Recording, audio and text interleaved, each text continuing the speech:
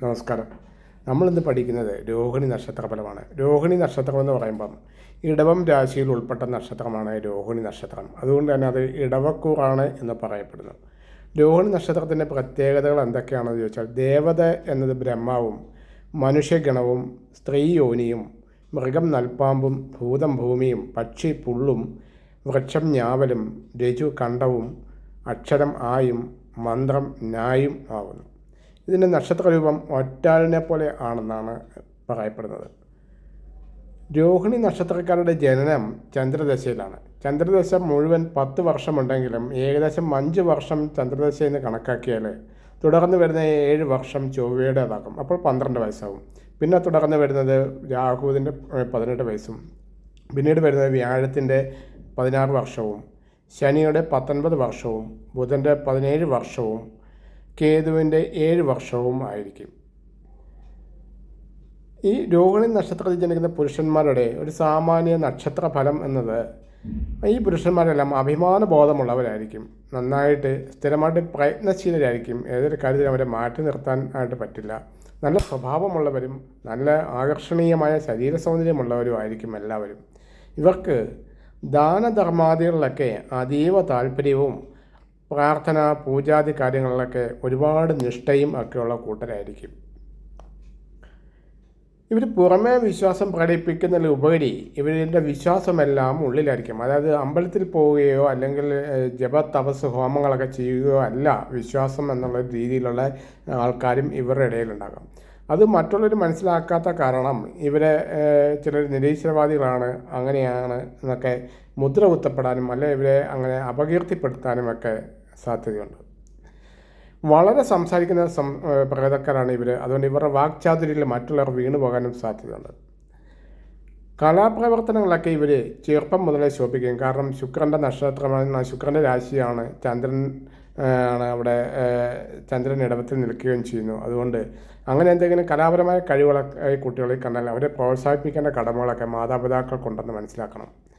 മറ്റുള്ളവർക്ക് എന്ത് സഹായം ചെയ്യാനും ഇവരെപ്പോഴും സന്നദ്ധരായിരിക്കും. പക്ഷേ എന്നാൽ ഈ ചെയ്യുന്നതൊക്കെ മറ്റുള്ളവരിൽ നിന്ന് ഇവർക്ക് തിരിച്ചു കിട്ടുന്നതൊക്കെ, സഹായം കൊടുത്തവരിൽ നിന്ന് തിരിച്ചു കിട്ടുന്നതൊക്കെ വേദനാജനകമായ അനുഭവങ്ങളുമായിരിക്കും. ഇവരെപ്പോഴും പുതിയ പുതിയ കാര്യങ്ങളോട് കൂടുതൽ താല്പര്യമുള്ളവരായിരിക്കും.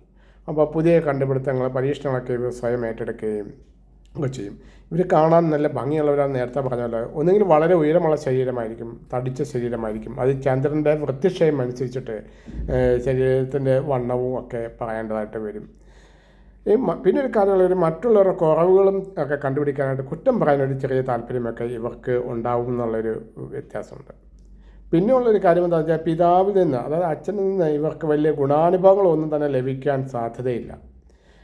കൂടുതൽ ആൾക്കാരെയും രോഹിണി നക്ഷത്രത്തിൽ എനിക്ക് പലരെയും കണ്ടിരിക്കുന്ന വിദേശ ജോലിയും കാര്യങ്ങളൊക്കെയാണ്. അപ്പോൾ ഇവർക്ക് യാത്രയിലും മറ്റും വലിയ താല്പര്യമുള്ളവരായിരിക്കും. അപ്പം ഈ ചന്ദ്രൻ്റെ കാര്യം പറയാം, ചന്ദ്രനെ പോലെ തന്നെ ഇവർക്ക് വൃത്തിക്ഷയങ്ങൾ, ഉയർച്ച താഴ്ചകൾ ഇവരുടെ ജീവിതത്തിൽ നിത്യസംഭവമായിട്ട് അല്ലെങ്കിൽ സ്ഥിരം അനുഭവപ്പെട്ടുകൊണ്ടേയിരിക്കും. ഇവർക്ക് പ്രശസ്തിയിലേക്ക് ഉയരാനുള്ള യോഗ്യതയൊക്കെ ഉണ്ടാവും. ഇവരെ മിക്ക വിവരങ്ങളും നമുക്ക് എന്ത് കാര്യവും വിശ്വസിച്ച് ഏൽപ്പിക്കാൻ പറ്റുന്ന ഒരു നക്ഷത്രക്കാരാണ് ഈ രോഹിണി നക്ഷത്രക്കാർ. ഇവർക്ക് വഞ്ചനയോ കാര്യങ്ങളും ഒന്നും ഉണ്ടാവില്ല. ഇവർ സഹോദരങ്ങളിൽ കൂടപ്പിറപ്പുകളെ അപേക്ഷിച്ച് ഇവർ നല്ല രീതിയിൽ ജീവിക്കാൻ സാധ്യതയുള്ള ആൾക്കാരാണ് എന്നും അറിയണം. ഇവർ നല്ല പ്രശസ്തി, അതായത് പഠിക്കാനൊക്കെ ഉന്നത വിദ്യാഭ്യാസ യോഗ്യതയൊക്കെ ഇവർക്ക് ലഭിക്കാൻ സാധ്യത വളരെ കൂടുതലാണ്.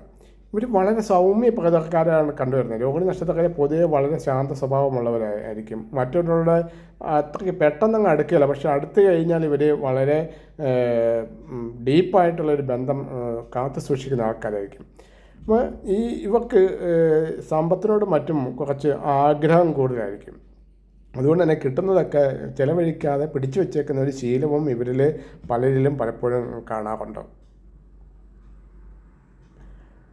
ഇവരുടെ ഭാര്യമാർ, അതായത് ഈ രോഹിണി നക്ഷത്രക്കാരുടെ ഭാര്യമാർ ഭർത്താവിൻ്റെ ഇഷ്ടം എന്താണോ അത് അറിഞ്ഞിട്ട് ജീവിക്കാൻ പെരുമാറാനും കഴിവുള്ളവരായിരിക്കും.